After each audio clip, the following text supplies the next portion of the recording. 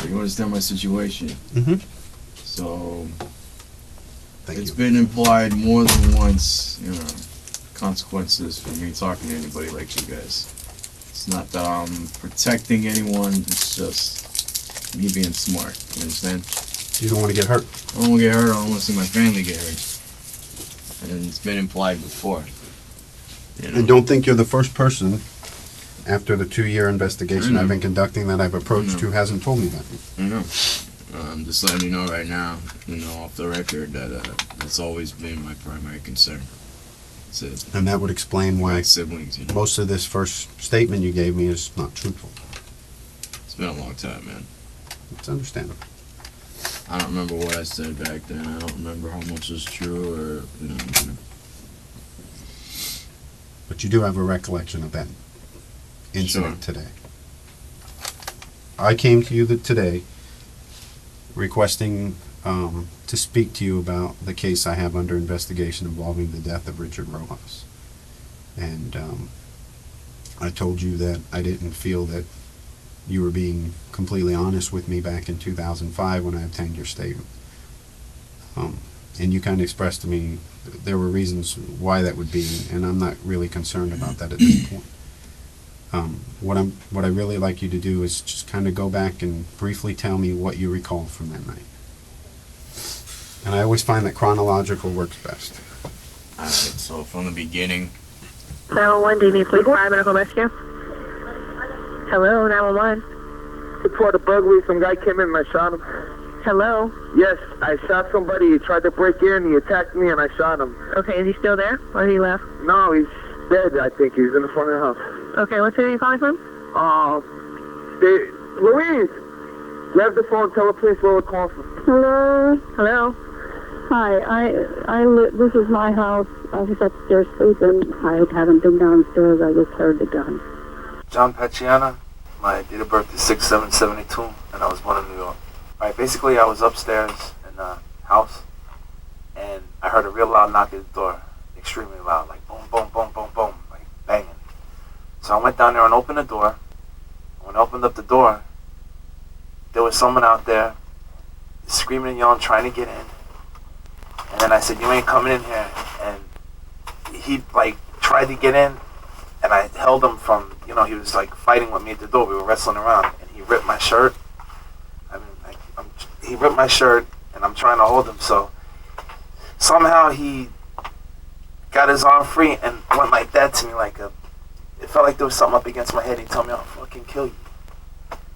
And I got nervous, and it was dark. I really couldn't see that well. It was dark outside and dark inside.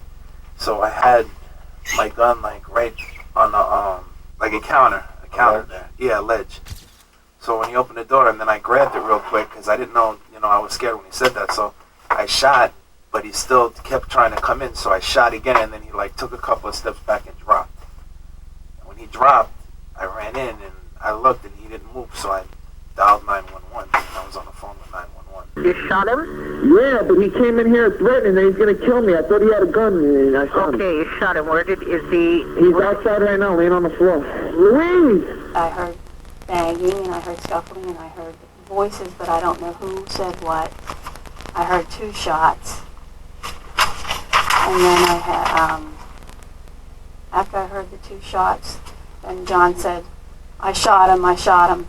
And I said, "Oh my God, is he okay?" He said, "No, I shot him. He's not moving." And I said, something like, "Oh my God," and I kind of froze. And then I said, "Well, I can't believe this." And then he said, "I'm going to call 911." And I said, "Okay, yeah, call 911." Okay, is it somebody that she knows? No, I don't know. I don't know. He came in the house and started punching me. I'm like, what the fuck? Okay, you don't know this person, right? I don't know. Okay, the person that shot him, is he your husband or? No, his name is John. He's a friend of the family. The friend of the family? John had been working as a general manager at a Miami nightclub called Secrets, which was owned by Luis Spilotti's ex-husband, when he said he got a call that night to come to the house in Davie. He went to a safe in the club's office, pulled out the Glock he'll fire that night, and headed to Louise's house at around 11 p.m.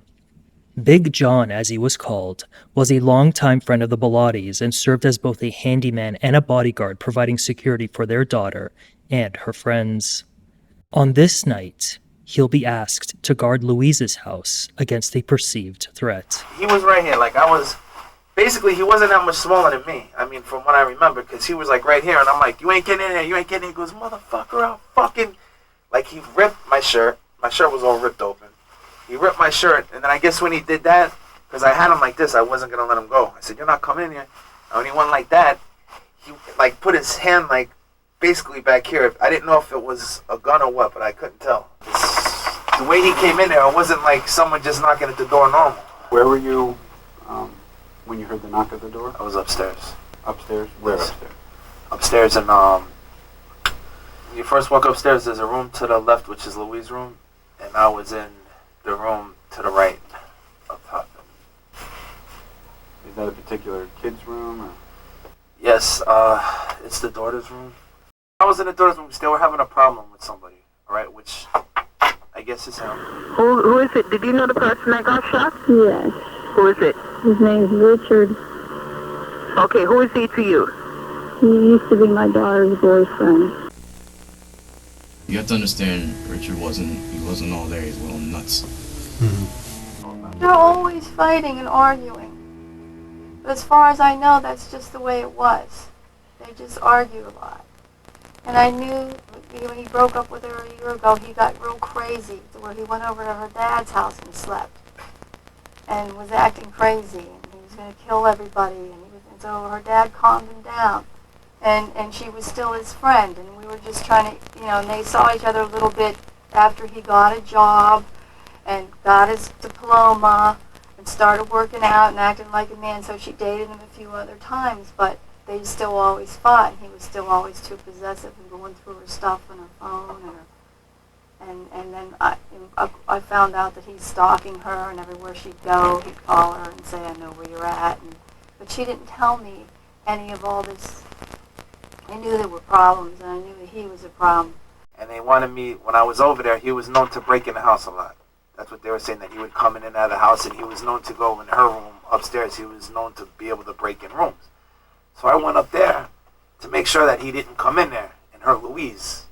You know what I'm saying? So I stayed in the room to see if he was going to come in, but he didn't come in. He went up banging on the door downstairs. But I was staying in the room for that purpose, so if he did come in, I would be there, Yeah, and he tried to break into the house? Yeah, he's broken before. He's broken in before? Yes. But I didn't want Richard to be killed. I mean, I hated him but, I was angry. But, he's so young. Richard Rojas was 18 when he was killed at just before 1:45 a.m. on the 13th of July, 2005. He was hit with 2 shots from a .40 caliber Glock. The medical examiner said the initial shot, which traveled through the left side of his face, did not incapacitate or kill him. The second shot, however, entered through the back right side of his neck, causing a spinal cord injury that would have dropped him immediately. The examiner noted that the wound from the first shot had gunpowder on it, which meant to her that the muzzle was closer than 2 or 3 inches from Richard's face when it was fired. The second wound, however, did not have stippling or gunpowder, which in the examiner's estimation meant the shot was taken from more than 2 feet away. No projectiles were recovered from the scene. Besides the bullet wounds and an injury on the 4th finger of his right hand, Richard had reddish abrasions on his face and a deep purplish bruise on his lower right eye, which the examiner said was consistent with injuries suffered from hitting the pavement. Richard was 5 feet 8 inches tall, weighing about 170 pounds, making him, at least on paper, a major underdog to John Paciana, who stood at approximately 6 feet 5 inches and weighing around 370 pounds. The injuries on Richard's face, on the bridge of his nose, the black eye, abrasions on his forehead, and even an imprint of John's ring could have also been caused by a fight or struggle, the examiner said in response to questions from John's defense lawyer. John's position was that he acted in self-defense and that he believed Richard, at least momentarily, had a gun. John had been told that Richard, who was unarmed when he was shot, had handled firearms in the past, so at the very least, the thought was planted in his head. And that was proven true during a search of Richard's red BMW. Investigators pulled 3 pawn receipts for firearms he sold in late January 2005, 1 shotgun and 2 handguns. Richard was an athlete who had graduated high school, was working full-time at a Honda dealership under his uncle, and was working on getting his real estate license, according to his aunt. She described him as a selfless young man with a big heart. He had lunch every day with his grandparents, became best friends with his blind cousin who otherwise struggled to gain acceptance, and always seemed ready to jump at the opportunity to help those in need. And that was how he approached his relationship with Christin Bellotti. Richard came into the Bellotti family gradually. Louise, a drama teacher, was overly protective of her kids, especially Christin, and she needed to be on top of anyone who was seeing her daughter. Louise tagged along on their dates for the first 6 months until Christin turned 16, and then gradually allowed Richard, who was a little over a year older, to sleep on the futon in the den on the first floor of the home on weekends, because he was not allowed to sleep in Christin's room. So comfortable did Louise become with Richard that she gave him a home key, a copy of which was found on him the night he was shot, to feed the dogs and the cats whenever she and the others were gone, such as on trips that the mother and daughter took on occasion. It was on some of those trips, namely to Disney World, that Louise alleged in testimony that Richard would obsessively call Christin or travel there uninvited. Christin said she started sleeping with her mother whenever Richard stayed over to ensure he didn't crawl in bed with her.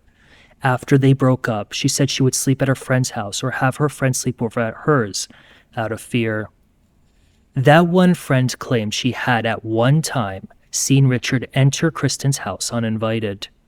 When the breakups first started, he was never rude or arrogant to me or anything, but he was different, Louise testified about the on and off dynamic.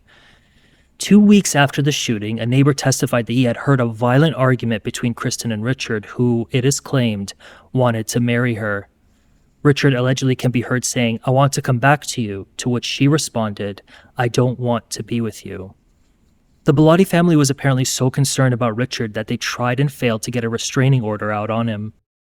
If they got such an order, it would have been the first blemish on Richard's otherwise clean record. A self-defense case will inevitably involve hoisting the victim's character up like a piñata in court to be whacked. In this case, with claims he was an obsessive and controlling person with anger issues, who lost his cool one night in the summer of 2005. But that certainly wasn't the whole story.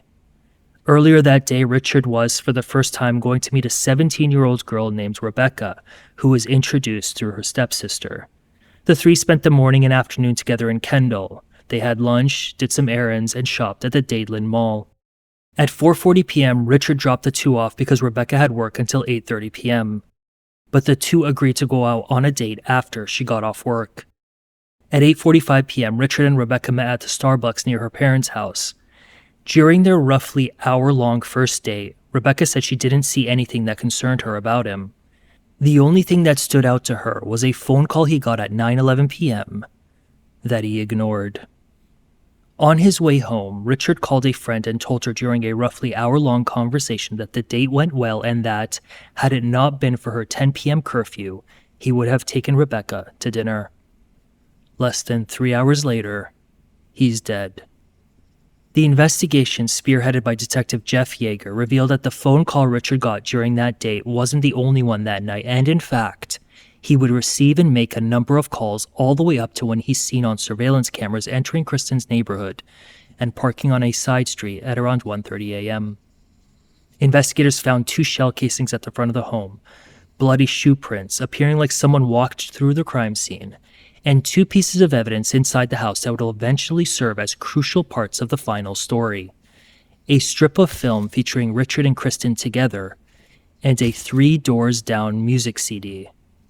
In the meantime, and for a little more than 2 years, no charges were brought in a case that, without further evidence, looked like self-defense. But there was always a lingering question. If Richard had moved on from Christin, as illustrated by his date with Rebecca that very night, why would he go back to her house? You know, she said, "I think he's coming after you, maybe even tonight." You know, and at the time I was staying with her a lot, so he would have known that I was at the house. Basically, I've known Richard Rojas for 2.5 years. Me and him have dated 2.5 years, on and off. We've broken up before in the past, but a month ago, I broke it off official with him because I found out that he was in gang-related activities, that he was involved in stealing, and he was involved with some dangerous people, and I didn't want any part of it. So I told him that we were going to break it off. He got mad. He called me every 10 minutes during the day. He showed up at my house. He broke into my house, my father's house. On 2 of those occasions on which he broke in, he raped me. The last time being today. Or actually yesterday. He came into my house yesterday. I was in the shower.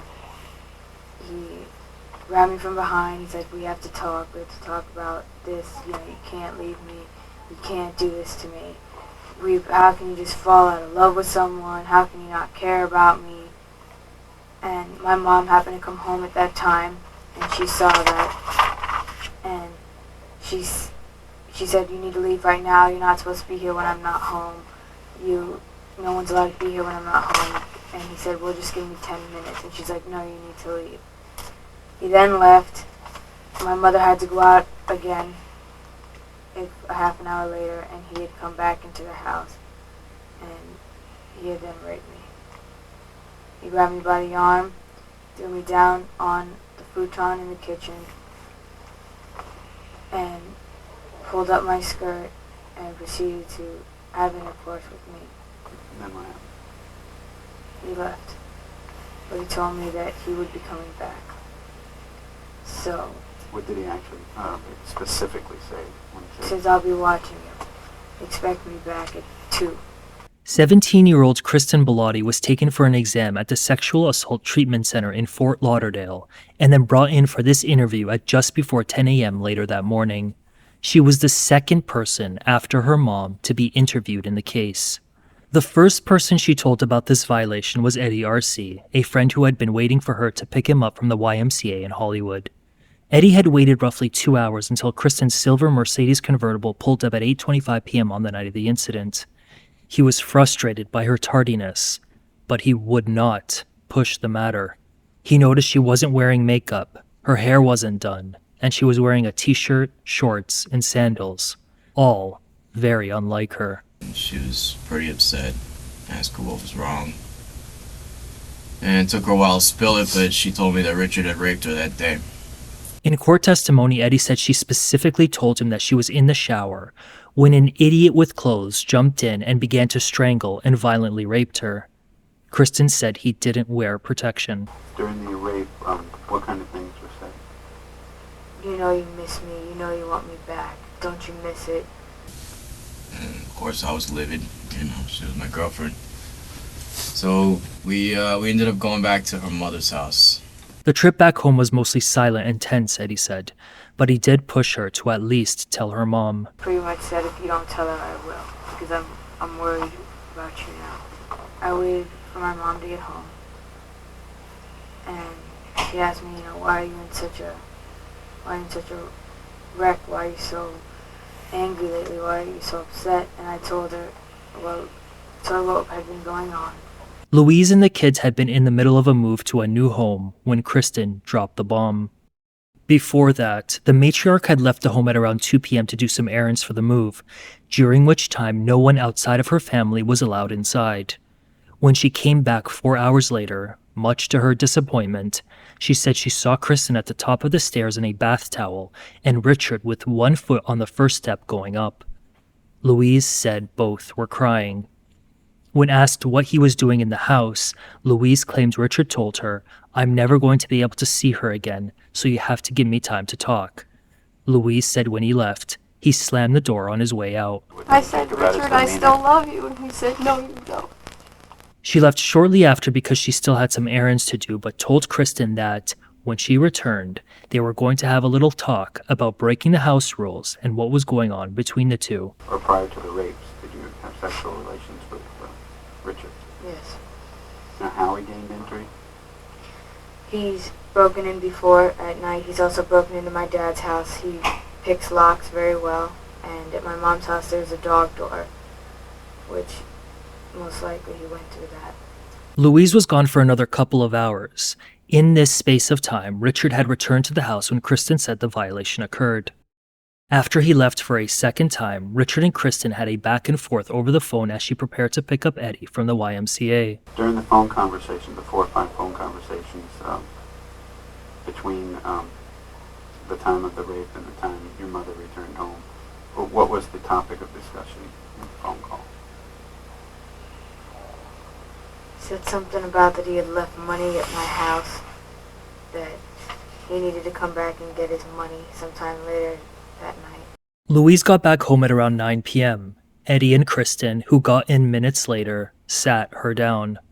Yes, Christin said in response to her mom's question about whether it was violent. Yes, she said in response to a question about whether it hurt. No, she said in response to a question about whether she wanted to report it to police.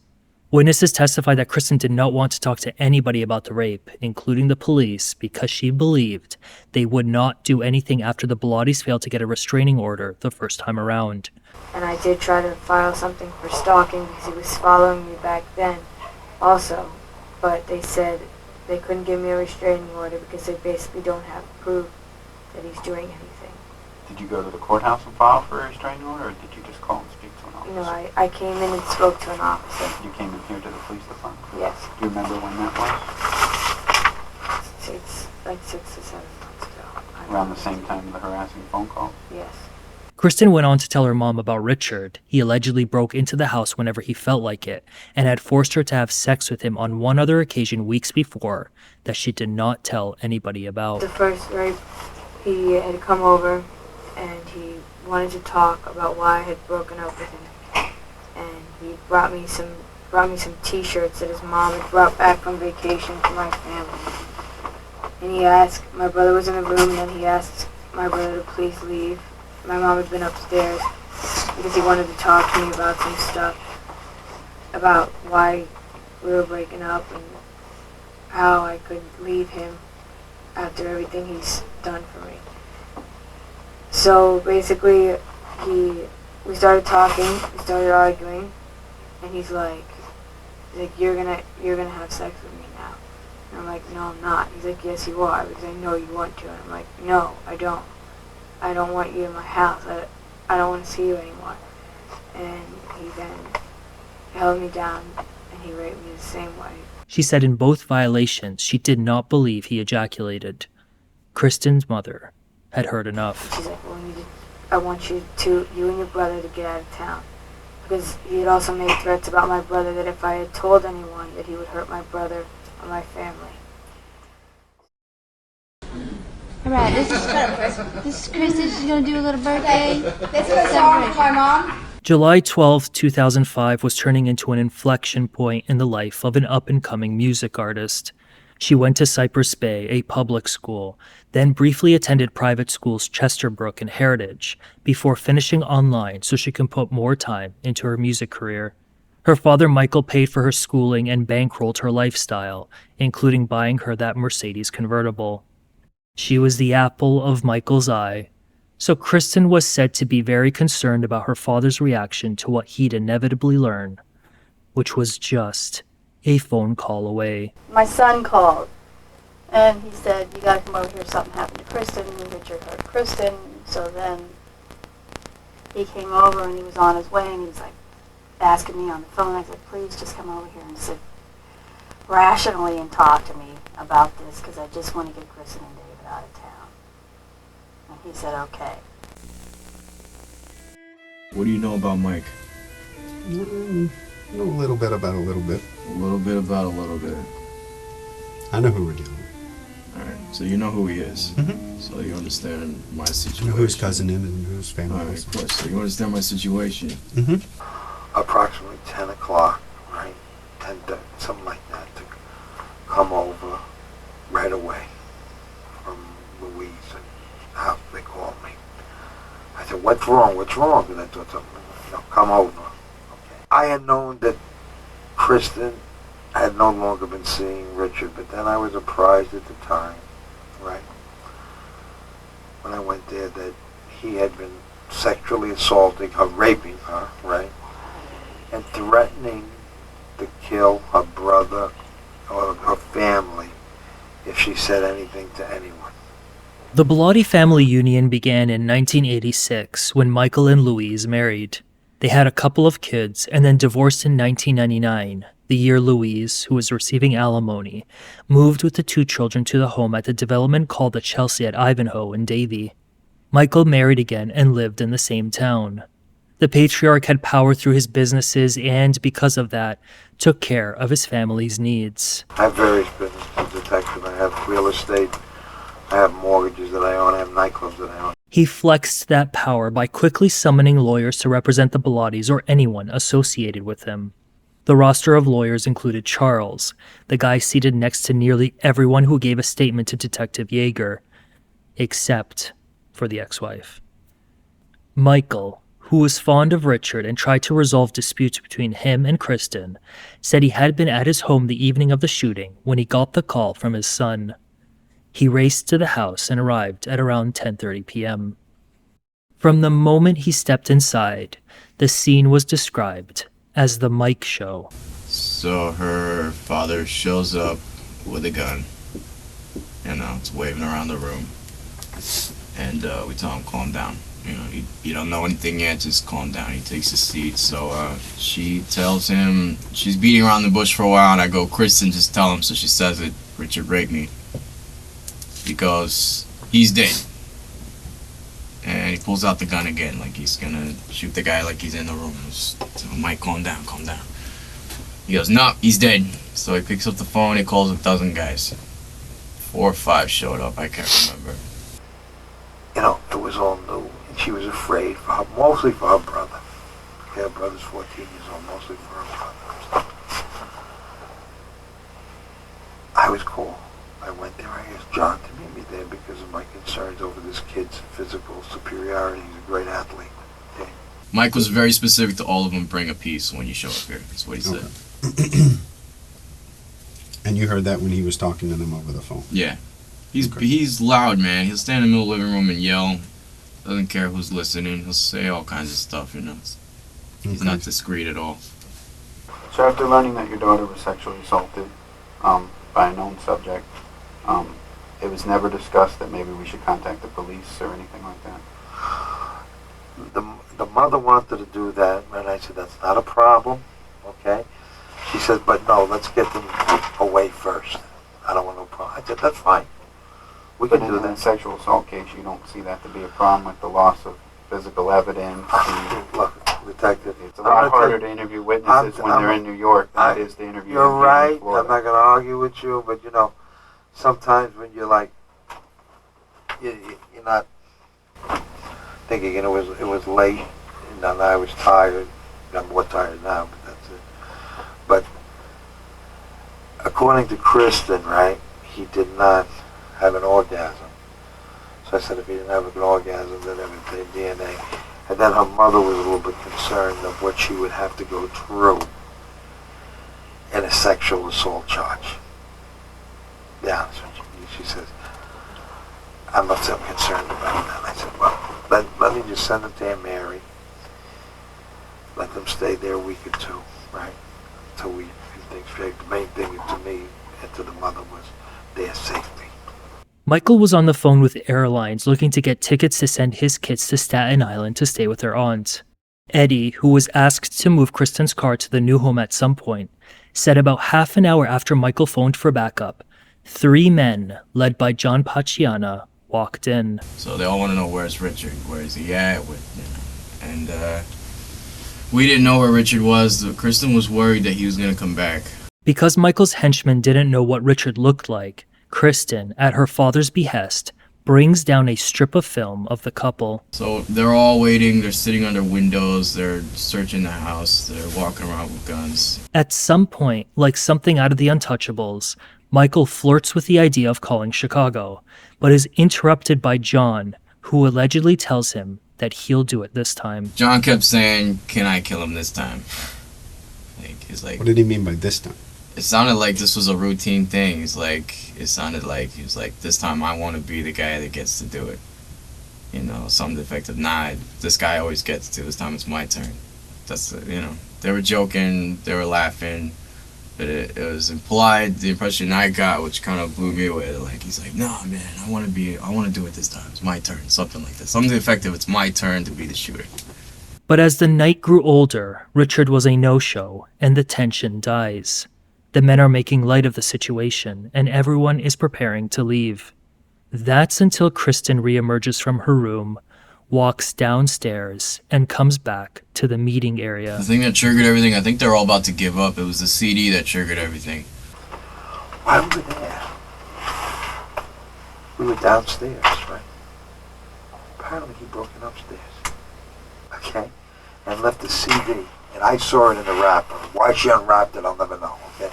Saw it in the wrapper of a CD that she's wanted, and that had a song that he said had special meaning to them, from what I gathered from Christmas. Right?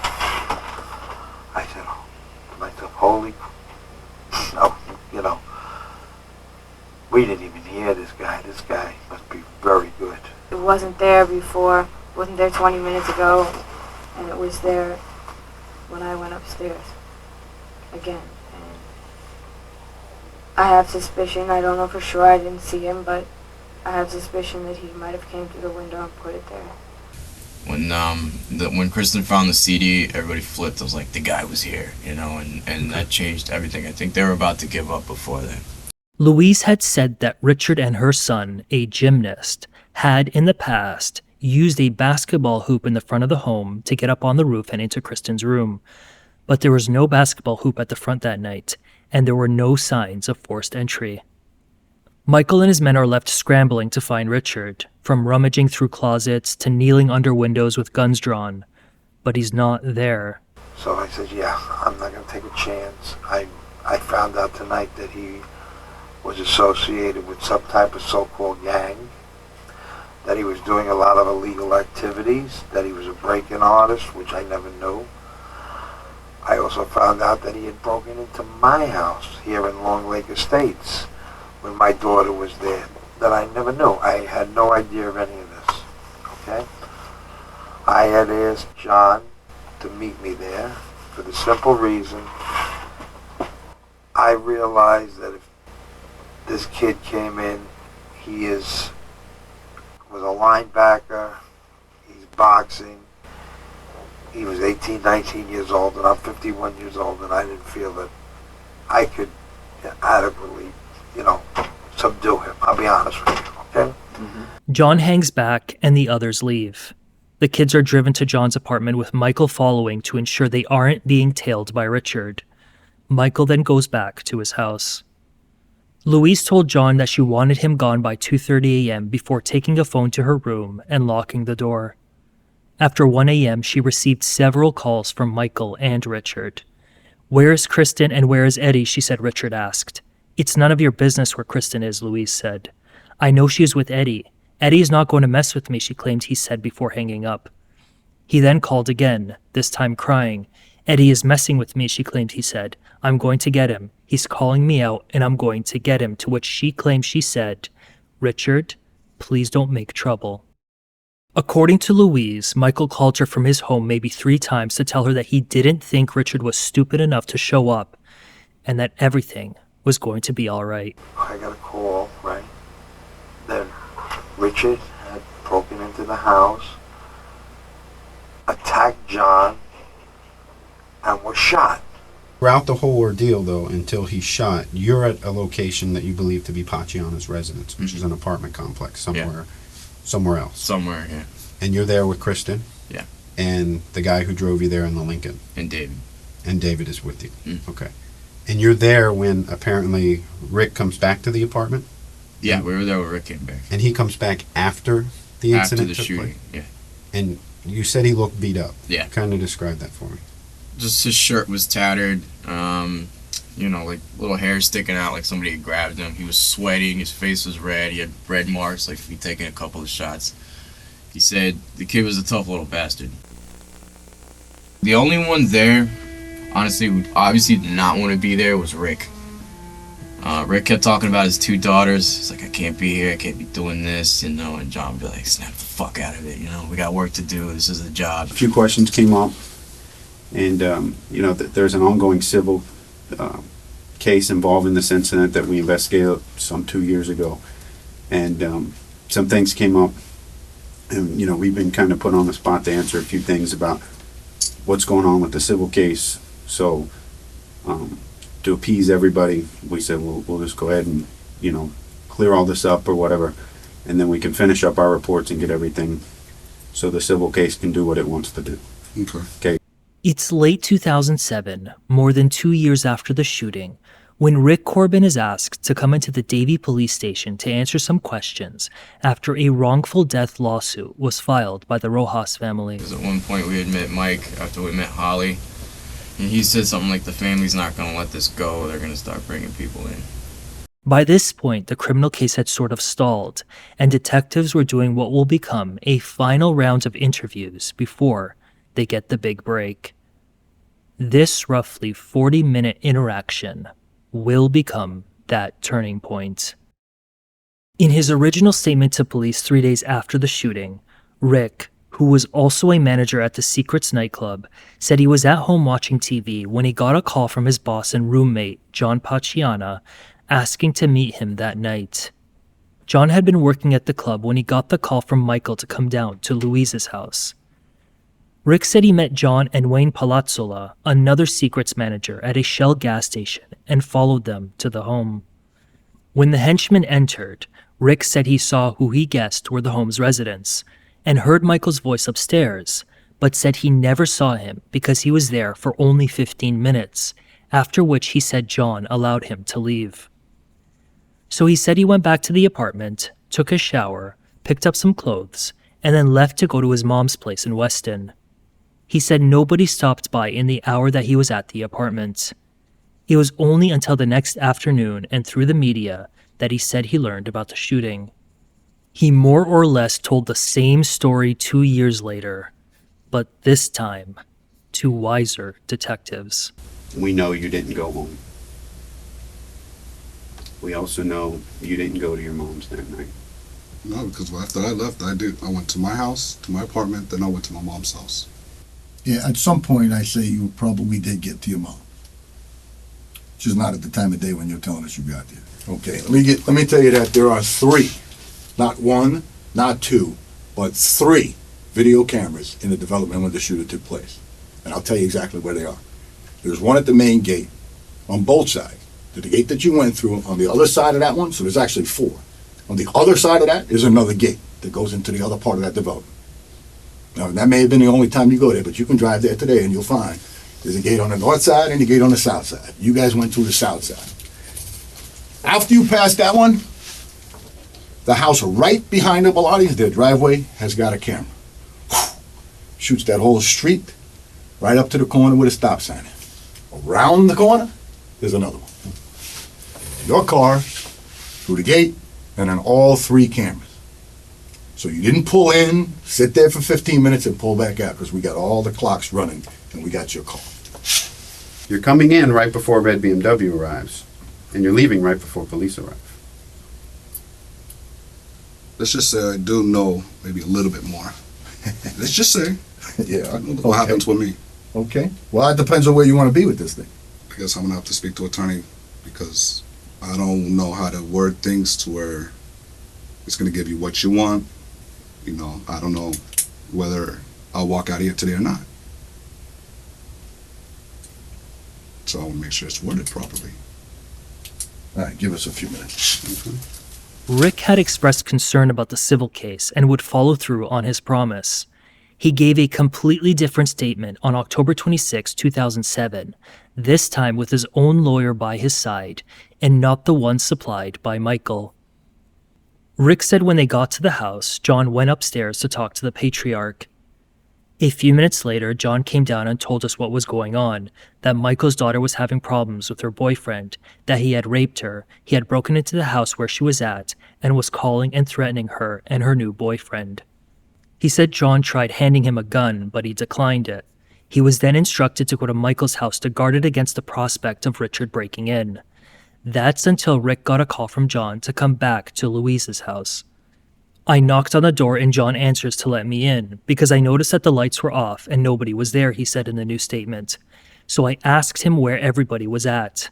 He told me that he was staying there just to be there because Mike's ex-wife didn't feel comfortable alone and for me to hang out for a little while. And that was it. Rick says some time goes by when he gets a call from Wayne, the third henchman, who tells him that the kid is outside. He says John walks out to the front of the house to confront him and gets into a brief fight with Richard. John's breathing heavily and Richard allegedly says, "Oh, you're big, John. You hit like a bitch." After the fight, Rick ends up inside and John is at the door with Richard still outside. The kid tells John he's coming in, but John says no and then shoots him twice. "What did you do? What did you do?" Rick claims he told John before running past Richard's body and driving back to the apartment he shared with him. Meanwhile, before John makes the 911 call, he uses the home phone to reach Michael, which prosecutors theorize was made for the purpose of telling him that Richard was dead. Eddie sees Rick enter the apartment in rough shape and then goes to a room where he tells Wayne what happened. Christin would have learned through her father about 5 minutes after the 911 call that Richard had been killed. Eddie said she was in shock. "Oh my God, he's dead," he claimed she said. The next day, John allegedly instructs Rick to tell the police that he was at the house for only 15 minutes, implying he didn't hear any scheming, or the same thing could happen to him, implying the Chicago way. Within the next few days, John and Mike would allegedly tell Rick to get rid of the clothes he wore that night because they were concerned police would find gunpowder on him, as he was standing behind John when the shots were fired, and to get his car cleaned because they learned that he might have stepped in Richard's blood on the way out. Rick would later testify that he did not see a tear in John's shirt before he left, and in fact, there was no struggle when the shots were fired. He said had John kept the door closed and called 911, there would have been no reason to leave the house to confront the kid. Rick said he waited months to move out of the place he rented with John because he didn't want to raise suspicion with him. By the time of this interview, he had been living with his mother in Weston. Despite the physical separation, the time that had passed, and the false impression that he had immunity when providing this statement, Rick was not giving the complete picture of what he knew about that night, as he would admit later in court, because he said he still feared John and Michael. Regardless, his latest version provided enough for detectives to properly confront Eddie about 3 months later in January 2008. And this time around, the 21-year-old was no longer under the House of Bilotti.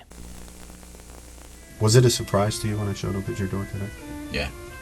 Did you think that this case was written off? We have all been under the impression for a while. When you say we all? Well, back when I was dating Christin, it was always a concern. When this hit the news, man, they went crazy. When the faces hit the news, it was bad. Mike got paranoid. We weren't allowed to talk on the phone about anything. It was just like lockdown mode, and things got quiet for a few months. It's approximately 6 months after the shooting, and 19-year-old Eddie Arce is sitting face-to-face with lawyer Herb Cohen, armed with a story he struggled to make sense of. Earlier that day, Eddie approached Michael Bilotti, who was smoking a cigarette outside of Christin's music rehearsal, and told him that Richard Rojas' uncle tried bribing him with some money and a Corvette to tell investigators that his original statement was false, and that Richard did not rape Christin. Eddie had just started a door-to-door sales job when he said Richard's uncle came by, recognized him, and then made the offer. Eddie said he was, for some reason, fired because of it. The story didn't make sense because it was, according to him, a fiction concocted by Christin to explain why he lost his job. Why? Because according to him, citing her father would never accept a boyfriend who was not working. Louise suggested going to the police, but Eddie did not want to, so Michael took over the situation. At the office in Fort Lauderdale, Eddie told the lawyer that Richard was a hothead cat burglar with firearm experience, and that ultimately the initial statement he gave detectives was factual. By this point, Eddie had been living part-time at Louise's house after having a fallout with his mom, according to testimony. Christin initially brought him food and money, and then eventually got him into her house, but Louise didn't want him lodging with them full-time, so he sought employment as a way to get out of her face. He was already skating on thin ice with the matriarch, who thought he was a bad influence on her boy because he was allegedly rebellious and would dress in the all-black goth getup. She admitted that, had it not been for the fact she knew his mother, she probably would not have approved of his relationship with Christin, which began roughly 2 weeks after the shooting. Before he started dating her, Eddie said he would see Christin with Richard Rojas, who was just an acquaintance to him, at Bible study. And while Eddie saw his relationship with Christin as the kind that never went beyond small talk, she secretly wanted more than that. One day, Christin approached the 18-year-old film school student for some help. She wanted the aspiring director to help her with a music shoot for the first song in a demo CD she gave him. Their conversations eventually became less professional and more personal, and he would eventually learn that the first song in the demo CD was written for him, and the entire story of her needing a music video was made up to get his attention. The ruse worked insofar as Eddie started becoming jealous of Richard, and eventually obsessive when he was with Christin, such as on the night of the shooting. At 1 a.m., less than an hour before the incident, Christin's phone makes a call to Richard, but it goes to voicemail. Richard's phone had pinged off a tower near his home, and it's believed he was in bed at the time. Richard calls back 2 minutes later, and Christin announces that it's him. Apparently at one point you're given the phone, Christin's phone. Yeah.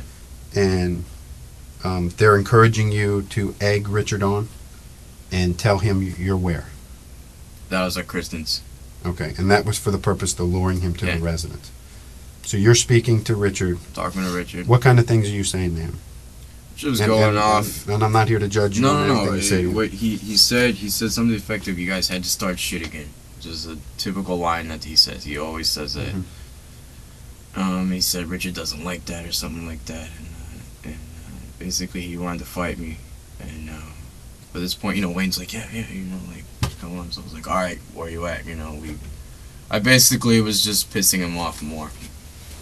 Okay. That's basically what I did. I don't remember what exact words were said, but Richard definitely wanted to come after me and fight me, and I gave him the impression that I was at Luis's. Okay. And it was your impression that he was heading that way? Yeah. Did you share that information with any of them? Well, he was on speakerphone by this point. Okay, so Wayne would have been privy to your conversation. Yeah. At 1:07 a.m., while he's on the phone with Louise, Richard gets another call from Christin's phone, but it goes to voicemail. At 1:14 a.m., Christin's phone calls Richard again, and the call lasts 3.5 minutes. At 1:24 a.m., he calls her phone again. At the same time, Rick's car enters Christin's neighborhood. At 1:36 a.m., Richard is calling Christin's phone as he's pulling into her neighborhood. That call lasts nearly 3 minutes.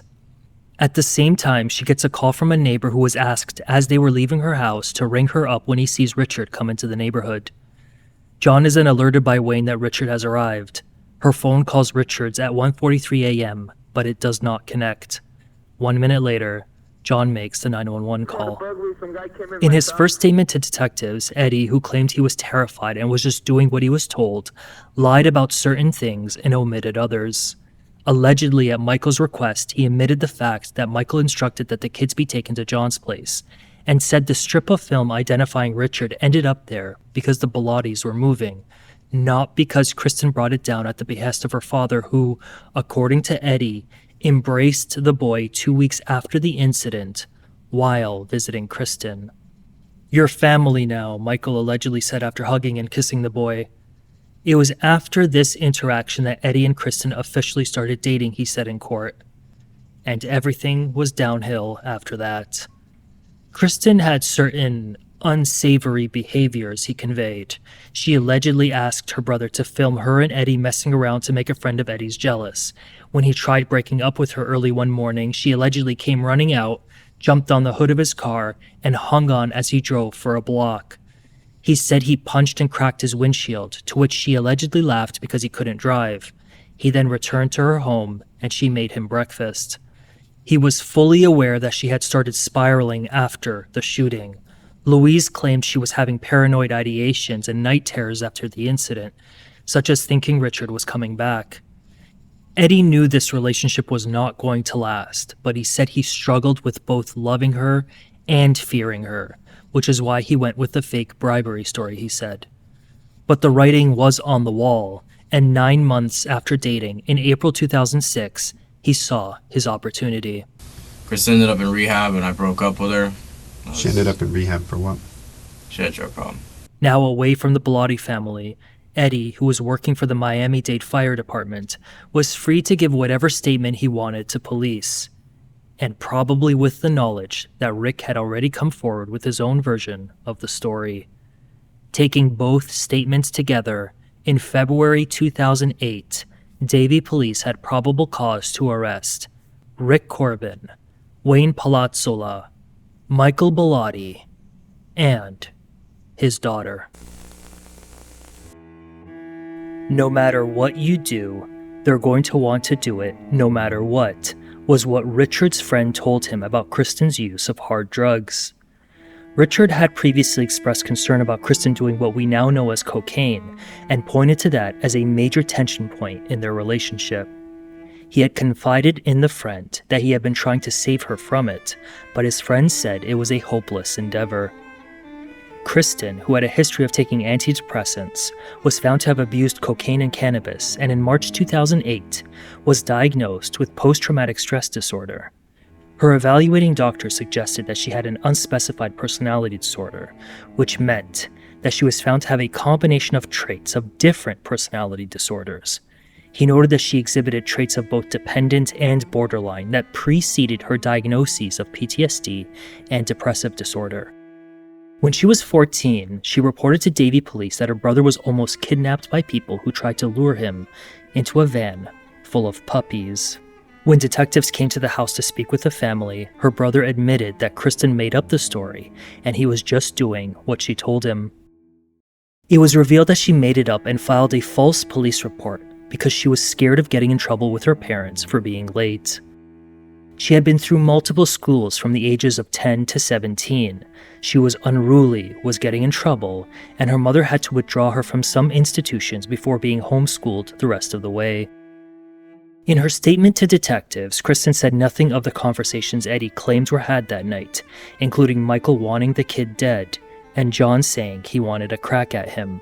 Her claim that Richard was involved in criminal activities lacked evidence, and she lied about initiating contact with him, leading up to the shooting. In the last 2 days or so, did you initiate any contact at all, whether by phone or any other way, with Richard?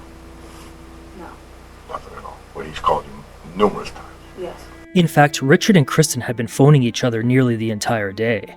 Richard had called Christin's phone at 12:30 p.m. on the afternoon before the shooting, which would have been when he was out with Rebecca and her stepsister. After he drops off Rebecca, Richard calls Christin at 4:55 p.m. and is seen entering her neighborhood at 5:03 p.m. There are then a series of phone calls, including at 6:05 p.m. when Christin's car, which had been leaving her neighborhood, turns around and returns home. A minute later, at 6:06 p.m., Richard's car does the same. At 6:18 p.m., Louise's blue Honda Accord is seen entering the neighborhood. 1 minute later, at 6:19 p.m., Richard's red BMW is seen leaving. This would have been immediately after Louise caught him at the house when he wasn't allowed. At 6:22 p.m., Richard calls Christin. At 6:33 p.m., Louise's Honda leaves the neighborhood. 1 minute later, at 6:34 p.m., Christin calls Richard as he's heading home. At 6:41 p.m., Richard is in the middle of a call with another person when he gets a call from Christin. The next minute, she calls his phone, but it goes to voicemail. At 6:45 p.m., Richard re-enters Christin's neighborhood. After that, there is no contact between the two phones for 37 minutes. It is in this space of time when Christin claims the violation occurred. At 7:24 p.m., she makes a call to him that lasts just under 30 minutes, which ends shortly before 8 p.m., right around the time she's leaving to pick up Eddie from the YMCA. She tries calling Richard twice at 8:03 p.m., but she gets the voicemail. He calls her back a minute later, which is picked up and the conversation lasts nearly 4 minutes. It's the first call he makes to her since 6:34 p.m. At 8:09 p.m., about 15 minutes before reaching the YMCA, she places a call to him that lasts just over 6 minutes. At 9:11 p.m., while he's on that date with Rebecca, Christin tries calling him, but it goes to voicemail. The calls continue until Eddie takes over and successfully lures him to Christin's house. But it was pretty much understood when you left the house. It was the intent for them to lure a person there. Yeah. And she was aware that you were calling Rojas with the intent to lure him there as well. It's not like you spoke to him. When the phone was passed to be on speakerphone, she was like, he wants to talk to you. The phone records show a lot of back and forth for someone who claimed to have been harassed, stalked, and raped. Back on the 11th, which would have been about a day and a half prior. Okay. Richard Rojas places a phone call to Christin Belotti's cell phone at about 11:45 at night on the 11th, which is about, like I said, about a day and a half. Okay? Prior to the event. Prior to the event. Okay? At about 11:48, Christin calls Rojas back. Okay? To me, from an investigator standpoint, if you're being stalked by someone, the last thing you want to do is call them back. At 11:52, there's a call placed from her cell phone to his cell phone. To his residence. That phone call lasts for over 50 minutes. I think it would be very hard for Richard Rojas to get a clear idea the relationship is over. But that's my perception. In a psychosocial assessment the month after the shooting, Christin wrote, "Since the incident, my life has been very different, something I have never expected it to be. I used to watch movies and hear stories about rape victims and swear it could never happen to me. Now that it happened to me, I feel nothing but dirty, used, and violated." Christin told at least 2 stories about how that went down, that it happened in the shower, and that it happened on the futon where Richard previously slept. She likely would have known that the rape kit would reveal that Richard was the major contributor of the DNA sample taken from her vagina, but that could also mean that they had consensual sex within the previous 3 days. Because the narrative and the rape claim were not squaring for investigators. She said it was violent, that he had strangled her, and that she struggled. Did you struggle with him when he was... Yeah, I did struggle with him, but he's very strong, very athletic. I cannot...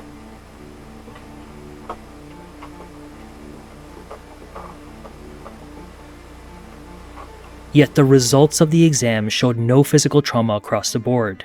0 bruises, 0 marks, 0 injuries, none on the outside, and none on the inside. "No, she wanted that shit," was allegedly Richard's response to Eddie, who asked him about the rape as he tried to lure him to the house. It was the only other reference to anything sexual between Richard and Christin. Taken together, investigators were left with only one conclusion. Christin was in fact not raped, and considering her history of telling lies, they theorized that maybe she made up the story because she was embarrassed about being caught by her mom with Richard in the house and had to explain it away by claiming he broke in whenever he wanted and forced her to have sex with him. I believe the catalyst for everything that happened that night starts with a 17-year-old girl. Making up lies. Who can't talk to her parents and lies about being the victim of crimes just to get out of being in trouble with her parents. Nearly every major negative thing that put the family on edge about Richard, in fact, came from Christin's mouth. I don't know for sure all this stuff, because I just found out a lot of stuff tonight. I learned about 2 or 3 days ago, right, that he was doing illegal activities, and that's the main reason why she broke off with him. Okay, you learned that from Christin told me. Who gives you all this information? He's a cat pervert. This all comes from Christin. I didn't talk to Richard. Everything negative you know about Richard comes from her, yeah. Despite the shadow created by Michael, it was ultimately Christin who was pulling the strings, according to the prosecution. She made up the rape story, brought down the music CD after the pitchforks were put away, and said Richard would be coming back when, in fact, he wasn't planning to. And then worked her phone and used Eddie to lure him back to the house, only for him to be confronted by an armed guard lying in wait. Rick Corbin and Wayne Palazzola were given 10 years of probation after pleading guilty to the lesser charge of accessory after the fact, and after testifying against John Paciana, Michael Bellotti, and Christin Bellotti, who were tried jointly for first-degree murder and conspiracy to commit first-degree murder over the course of about 3 weeks in May 2015. The overarching defense, in essence, was that this was a justifiable use of force and that there was no evidence of premeditation or conspiracy to kill Richard. Not one person said they expected Richard to die that night, not even Eddie. At most, if Richard pushed his luck to get into the home, maybe he'd get a little roughed up, but even to that extent, no such evidence was presented saying he would be dealt with in that lesser way. John's first shot is within 3 inches of Richard, suggesting a confrontation, and it was dark, so John didn't know if he even stopped the alleged attack, the defense went. And even if they took Eddie's word as true, they argued there's no evidence of a conspiracy because that would, in their view, require an explicit agreement among them that they kill the teen. This case, they said, came down to Michael asking John to stay with Louise, Rick to protect his house, and Wayne to transport the kids. Furthermore, the tension in the home had died down, suggesting there was no plot from the beginning, before the CD was introduced. And when it was, Michael's mind raced with the possibility that this teen brazenly broke into the home, and the patriarch was simply acting to defend it. The defense lawyers, who argued that Eddie was a liar, were left puzzled by why he wasn't charged in the crime. To challenge his credibility, they pointed to the fact that Wayne, having already secured a plea deal, testified that he did not pressure Eddie to get Richard worked up on the phone. Why would Wayne lie when he's trying to secure himself a lower sentence, they asked. Christin's defense team added that there is no evidence that she was involved in the luring because we don't have access to the phone conversations, the text messages, or the voicemails. What we do have is testimony that Eddie took possession of her phone and was the one pushing Richard's buttons. Furthermore, if they were trying to lure him, why would they move Christin's car away from the house and turn off the lights? Why would Louise, who was said to despise Michael, allow him to use her home for the ultimate crime? Eddie's testimony was, conversely, the holy grail for the state, whose argument was a simple connect-the-dots exercise. Christin announces she'd been raped, Michael says he's dead, and John, who's told to bring a gun, says, "I'll do it." Rick provided more testimony as to the alleged intention, that John stepped out of the home to confront Richard, and then shot the teen when there was a stoppage in the fight. Both scenarios undermining the self-defense case. Moreover, if this was a matter of self-defense, why was the second shot further than the first? Why did Rick run from the scene? Why was he allegedly told to clean his car and get rid of his clothes? Why does Richard need to be called at 1 a.m. if he was already coming to the house, according to Christin? There were also inconsistencies in John's statement. His claim that he was in Christin's room was contradicted by Rick's testimony that he was downstairs when Richard came by, and inconsistent because Christin's bed had moving boxes on it, suggesting he could not have been resting on it when the teen showed up. And the claim that he had called 911 immediately after was established as a lie. Eddie's testimony, the prosecution argued, was also backed by 2 facts. First, the neighbor independently verified that he was instructed to alert Christin when Richard re-emerged in the neighborhood that night.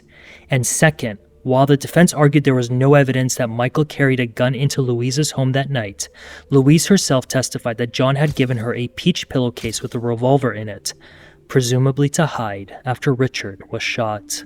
John came upstairs and handed me one of my peach pillowcases. He handed it to me and goes, "Here, take this." And I go, "What for?" And then he threw it on my hands and I realized it was a gun and I thought, oh, maybe it was Richard's gun. I don't know. I don't know what happened, but I said, "I don't want to take this." And he said, "No, take it." So I just put it in my drawer. What was in the pillowcase that you gave? I didn't give her a pillowcase. I didn't give her a pillowcase. You never gave her a pillowcase? No. What's this about a pillowcase? What are you talking about? I didn't give her shit. The revolver was not tested for prints.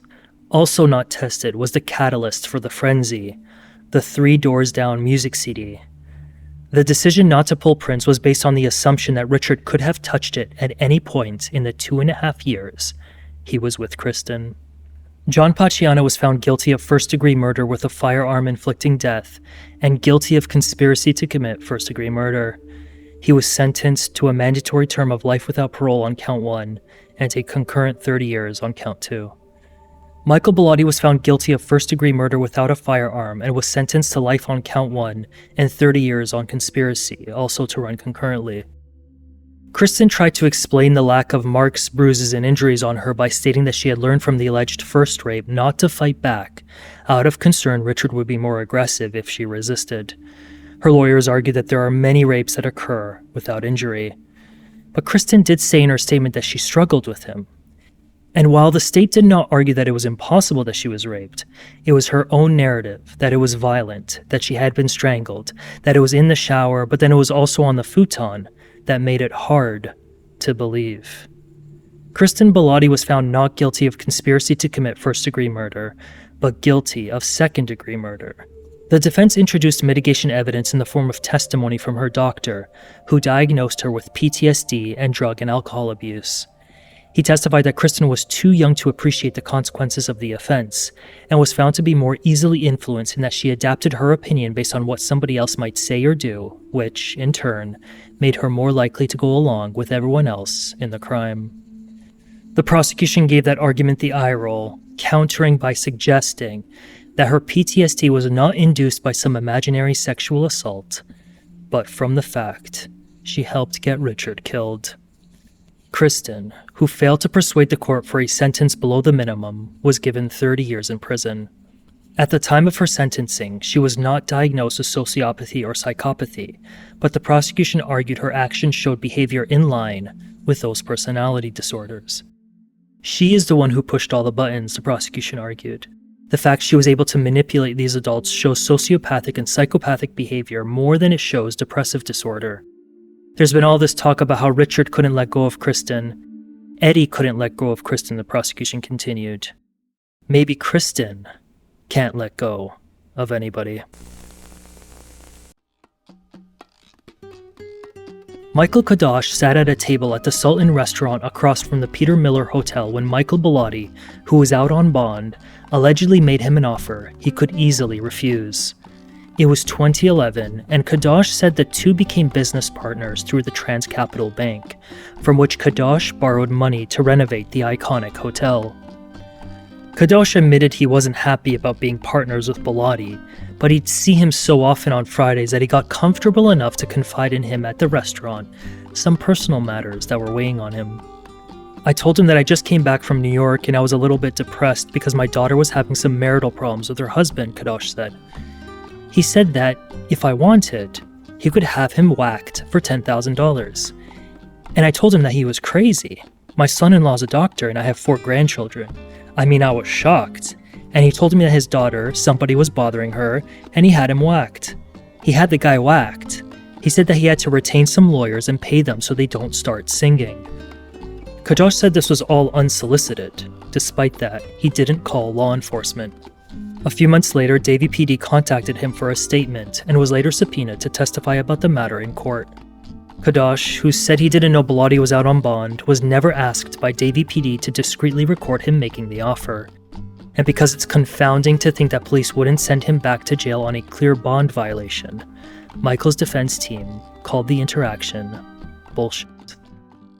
Christin was also out on bond when, in December 2011, she got married to a guy named Sam, an old friend and brief date back in the day. He testified that their relationship didn't work out the first time because her dad didn't like his goofy nature, but they stayed friends in the meantime. After they moved into a townhouse together, he said he started noticing some of her claimed paranoia.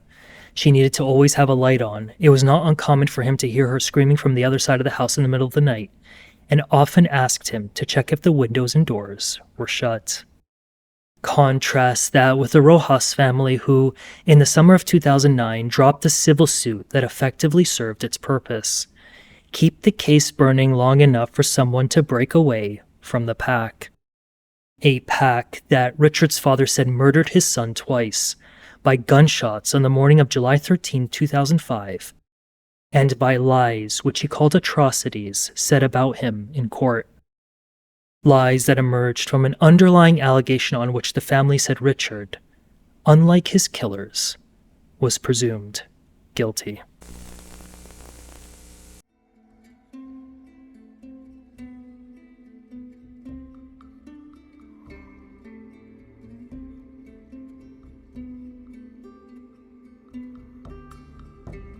Thank you for watching and for engaging in the subject matter, and a special thanks to the record staff for the work in procuring the raw materials on which this video is based.